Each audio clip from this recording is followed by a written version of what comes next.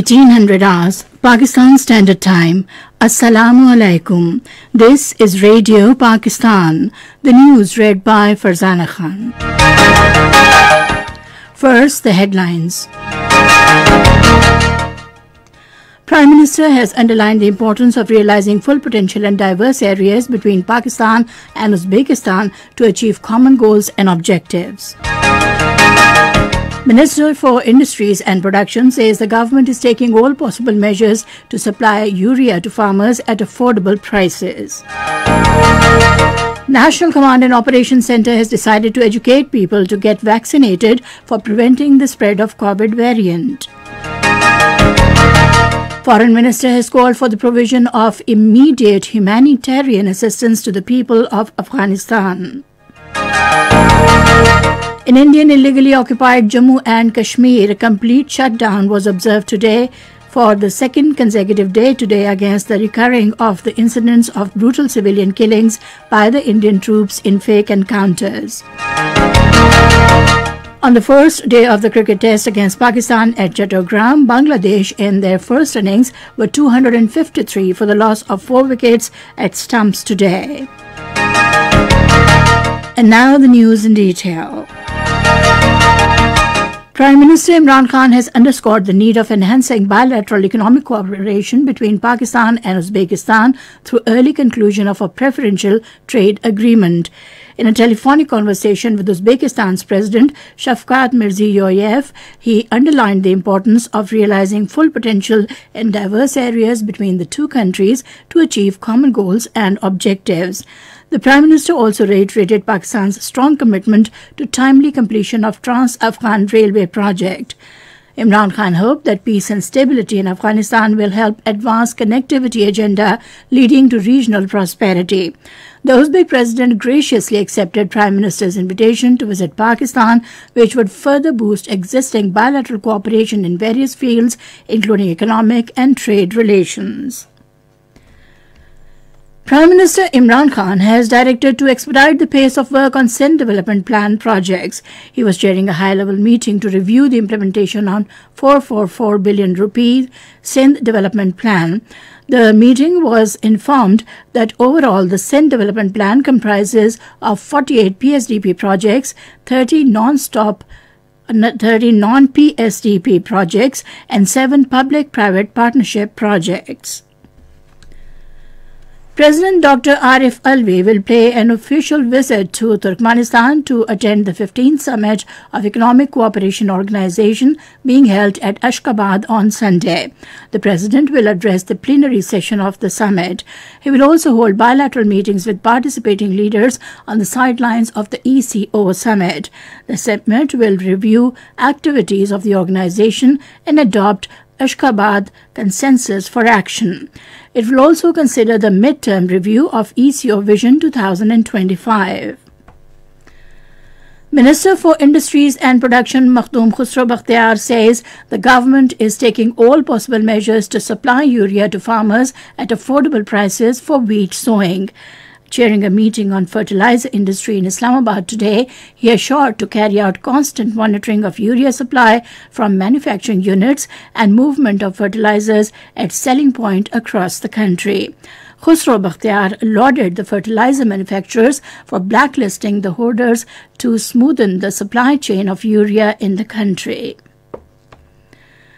Minister for Information and Broadcasting Chaudhry Fawad Hussain, alluding to the recent successful flight test of Shaheen 1A surface-to-surface ballistic missile, has said Pakistan's missile program is one of the best in the world. In a tweet today, he said the latest test of Shaheen 1A surface-to-surface ballistic missile is a significant increase in defense capabilities of the country. The Information Minister said this wonderful addition will make our military might more effective. Several agreements and MOUs have been signed and export business orders booked during the second Pakistan-Africa Trade Development Conference at Lagos in Nigeria.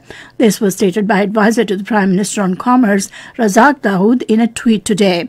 He said these agreements will strengthen Pakistan's footprint in Africa and help our exporters to fortify their presence and create deeper inroads into the African market.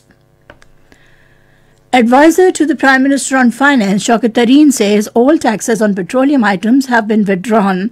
Talking to newsmen in Karachi today, he said it has been made clear to the IMF that no increase in taxes will be made as the government does not want to lay further burden of taxes on the people. Shaukat Tareen said decrease in petroleum taxes will directly benefit the people. This is Radio Pakistan giving you the news. The National Command and Operations Centre, during a meeting in Islamabad today, discussed the COVID-19 epidemic curve chart, data, national vaccine strategy and disease prevalence across the country. The NCOC session was chaired by its National Coordinator, Major General Muhammad Zafar Iqbal, and Special Assistant to the Prime Minister on Health, Dr. Faisal Sultan. The forum was briefed about COVID positivity ratio, disease prevalence, number of deaths and new admissions. It also reviewed in detail the overall increasing trend of Delta virus of COVID-19 globally. It was decided that the people in the country should be educated to get vaccinated in order to safeguard against this widespreading COVID variant. Foreign Minister Shah Mahmood Qureshi has called for the provision of immediate humanitarian assistance to the people of Afghanistan. Talking to an 8-member delegation of Dawat-e-Islami led by Haji Imran Atari in Islamabad today, he said, "We are in contact with the international community to provide humanitarian assistance to the Afghan citizens." The delegation informed the Foreign Minister that Dawat-e-Islami is a non-political organization which is actively involved in welfare activities all over the world. Appreciating the welfare activities of Dawat-e-Islami, the Foreign Minister said, "Islam teaches us brotherhood and love." A high-level delegation of Afghan interim government led by Foreign Minister Amir Khan Muttaqi will pay a 3-day official visit to Doha from tomorrow. According to a spokesman of Afghan Foreign Ministry, Abdul Qahar Balkhi, the delegation will discuss political issues, frozen assets, humanitarian aid, education, health, security, reopening of embassies in Kabul with the representative of the United States and the European Union. In Indian illegally occupied Jammu and Kashmir, complete shutdown was observed for the second straight day today against the recurring incidents of brutal civilian killings by the Indian troops in fake encounters across the country. Call for the 2-day strike was given by illegally incarcerated All Parties Hurriyat Conference Chairman Musarrat Alam Bhatt from New Delhi's Tihar jail. Shops and business establishments remained closed and the traffic was largely off the road. Indian authorities continued to impose strict restrictions amid huge deployment of troops and police personnel in Srinagar and other districts of Kashmir Valley to prevent people from staging anti-India demonstrations. Internet service also remained suspended in most parts of the occupied valley. People were again not allowed to offer the congressional Friday prayers in the historic Jamia Masjid in Srinagar. Thousands of jubilant Indian farmers waving green and white flags today marked the anniversary of their movement by celebrating a victory that forced Prime Minister Narendra Modi to withdraw 3 agricultural laws. Using tractors, jeeps and cars, farmers from New Delhi's neighboring states last November converged on the highways on the outskirts of the capital, having a harsh winter, a scorching summer and a devastating corona surge. Farmer groups are continuing to camp out mainly at Singhu, Bakri and Ghazipur border points, with New Delhi waiting for the laws to be officially withdrawn during a parliament session scheduled to begin next week. And now cricket. On the first day of first cricket test against Pakistan at Chittagong, Bangladesh in their first innings were 253 for the loss of 4 wickets at stumps today. Bangladesh's batsman Liton Das with 113 runs and Mushfiqur Rahim with 82 remain on crease. Earlier, Bangladesh won the toss and decided to bat first. And finally, the weather report. Mainly cold and dry weather is expected in most parts of the country during the next 12 hours. However, smog and shallow fog is likely to prevail in plain areas of the Punjab.